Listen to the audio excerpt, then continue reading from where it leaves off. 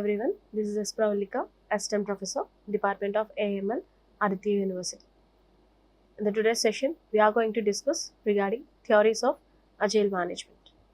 So let us move on to the today's session. At the end of the session, the student will be able to explain what is meant by Agile as well as theories of Agile management. So, theories of Agile management. So firstly, regarding Agile. Agile is the ability to create and respond to the change. So what Agile discusses is, so it is an ability to create and respond to the changes. Next, it is a way of dealing with succeeding in an uncertain and turbulent environment. So it is a way of dealing with and as well as succeeding in an uncertain and turbulent environment. So uncertain and turbulent in the sense where the things are not certain and as well as where the environment is not completely in one certain fixed one, certain region. So that means a turbulent in the sense a disturbed environment.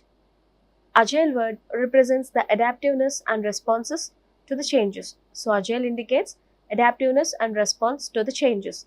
So adaptiveness involves adapting some change or else adapting the requests of adapting the requirements of the user, and as well as response to the changes. So responding towards change. It is really about thinking how we can understand what is going on in the environment that you are in, identifying what uncertainty you are facing, and figure out how you can adopt it. So simply, it is really about thinking how we can understand what's going on in and around in the environment that we are in, as well as identifying what is the problem that we are facing, and as well as figuring out how we can adapt to it, or else how we can just get solution to that existing problem. So this is what Agile meant by. So now key theories of Agile management.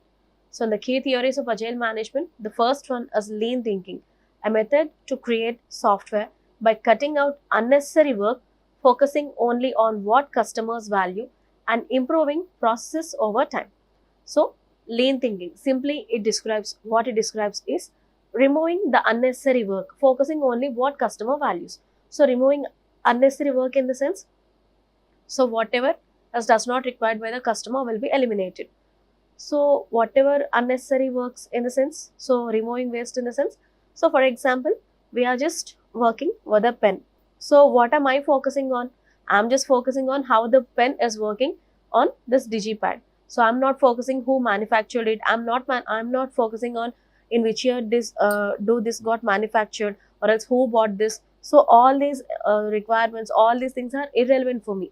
So what I simply matters is how it is working for me and how it is helpful towards my class. So I'm just only concerned with these activities. So the remaining everything will be unnecessary for me.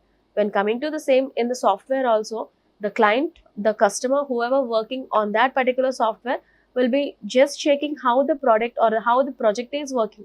And he is not bothered who developed it. He is not bothered how many team members are involved. He is not bothering what is the cost of the manufacturing of that particular software and all.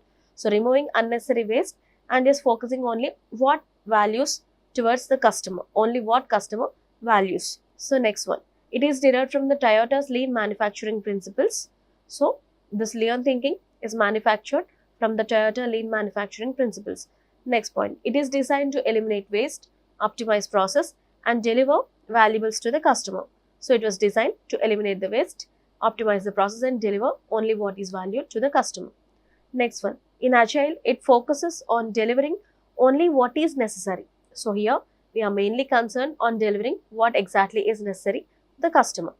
It reduces unnecessary documentation, over-engineering, or features that does not value. So it removes unnecessary documentation. So whatever documentation is not necessary for us, it will be removed, and over-engineering will also be reduced. Features which does not have any value will also get removed.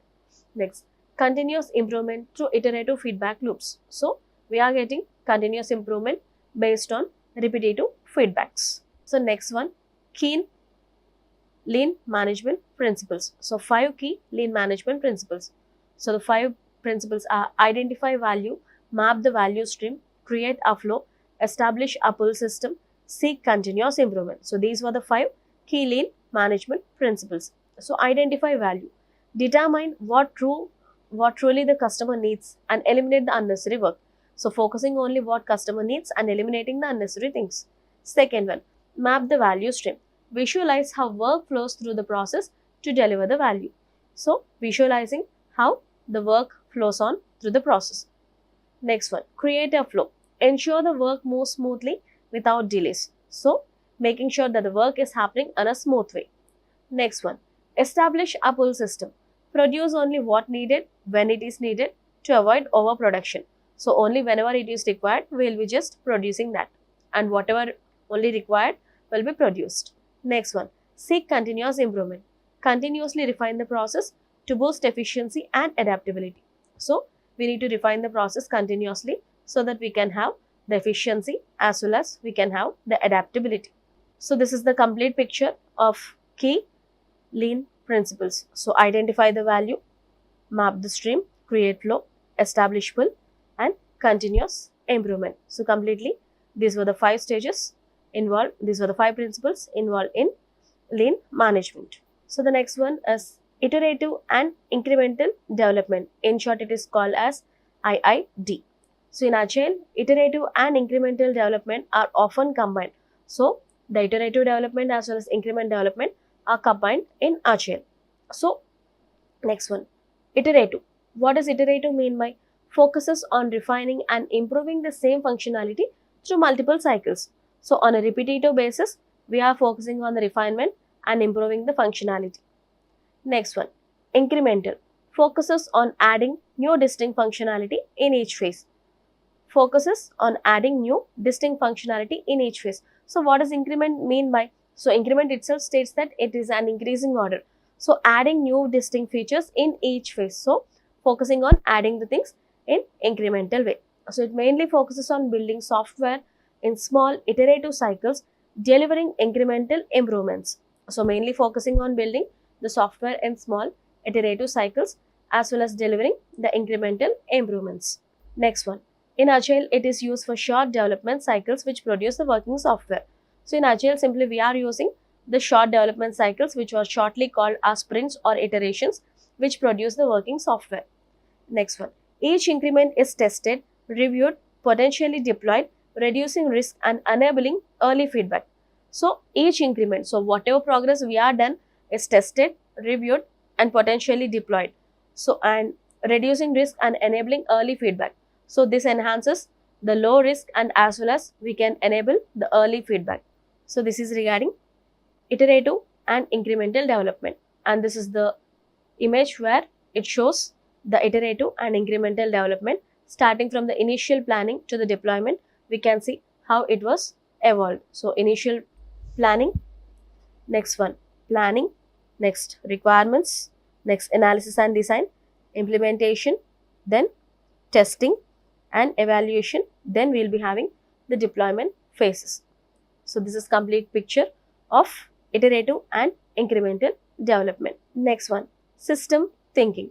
So, system thinking, understanding the interactions and feedback loops within the system and optimize the outcomes. So, understanding the interactions and feedbacks within a system. So, how the systems are interacting and how the feedback will be there. So, teams are viewed as interconnected systems with collaboration and communication being critical. So, simply the teams will be viewed as an interconnected system. So, that means the feedbacks and as well as interactions between the team with collaboration and communication being critical. So, utmost communication and collaboration will be monitored. Feedback from the customers, stakeholders and team members drives continuous improvement. So, based on the feedback from the customers, stakeholders, we can have a continuous improvement. Both Agile and Lean are in turn a subset of system thinking. So, both Agile as well as Lean. So, what we discussed regarding Agile and the Lean management are in turn a subset of system thinking.